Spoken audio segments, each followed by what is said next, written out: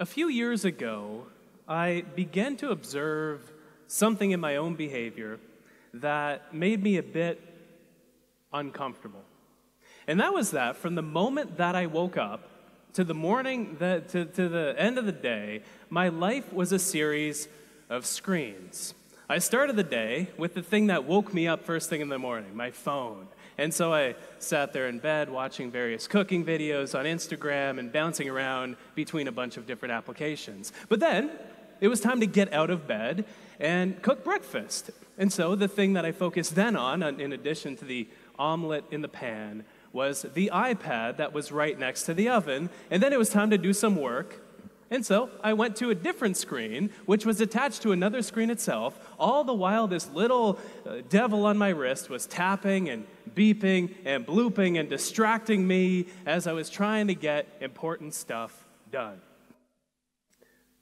But there was one particular offender out of all of these different devices that I wasted more time on than anything else.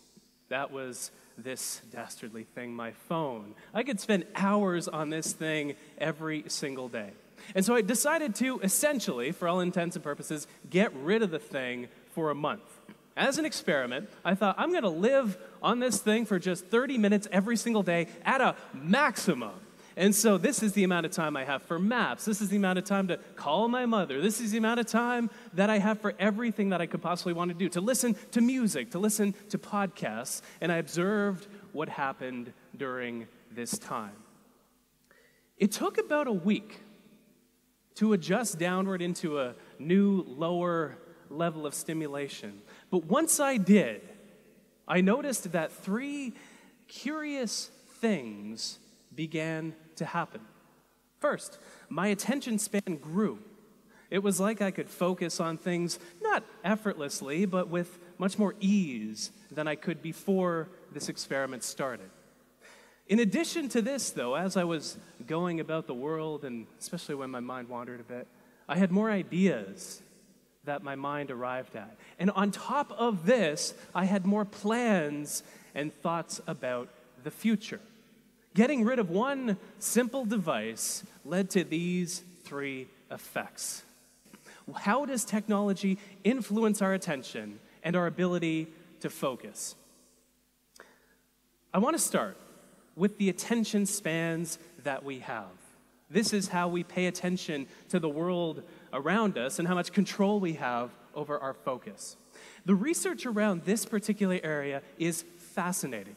It turns out that when we do work in front of a computer, especially when our phone is nearby, we focus on one thing for just 40 seconds before we switch to doing something else. And when we have things like Slack open as we're doing some work, this lowers to 35 seconds. But the reason that this is the case is not what we might think after looking at the research. We think the problem is that our brains are distracted. But after looking at the research, this is what I've come to know as a symptom for the deeper problem, which runs much more deeply. It's the root cause of this distraction. It's not that we're distracted, it's that our brains are overstimulated. It's that we crave distraction in the first place. Our brains love these tiny little nuggets of information and social media and email and these things that we do over the course of the day. We like to think of distraction as the enemy of focus. It is not. It is a symptom of why we find it difficult to focus, which is the fact that our mind is overstimulated. I have a challenge for you. It's a 2-week challenge, but it's a challenge to make your mind a bit less stimulated and simply notice what happens to your attention. How many ideas do you get? How does your focus change? How many plans do you make? So for 2 weeks, make your mind less stimulated. There are so many great features on phones, on devices, that'll let us eliminate a lot of the time we waste on our devices. Use those features, not only to become aware of how you spend your time, but how you can spend less so you have more ideas. If there's one thing that I have found to be true after doing this deep dive into this world on how we focus, it's that the state of our attention is what determines the state of our lives. If we're distracted in each moment, those moments of distraction and overstimulation build up and accumulate to create a life that feels more distracted and overwhelming, like we don't have a clear direction. But when we become less stimulated, when we make our mind more calm, we get the benefits of added productivity and focus and ideas and creativity, but we also live a better life because of it. Thank you so much.